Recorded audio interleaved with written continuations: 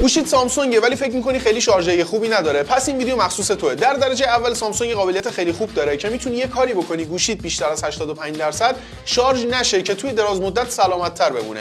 مسیرش چیه؟ برو توی تنظیمات گوشیت، بعد برو توی بخش باتری اند دیوایس کر یا محافظت از باتری و دستگاه توی زبان فارسی، بعد گزینه باتری رو بزن، یه ذره که میری پایین‌تر یه گزینه نوشته که تنظیمات باتری بیشتر یا مور باتری ستینگ.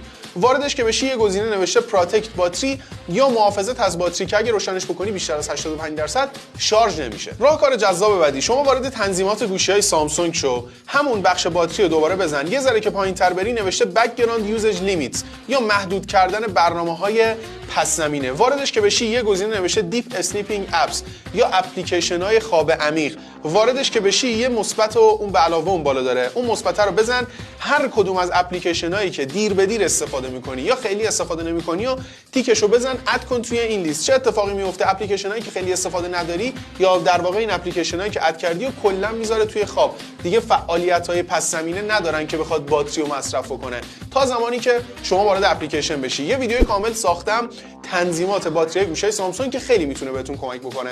تو یوتیوب آپلودش کردم، اگر دوست داشتید حتما اون ویدیو رو ببینید. این ویدیو رو هم برای رفیقای سامسونگ بازتون بفرستید، ویدیو رو هم لایک کنید. خیلی دوستتون دارم.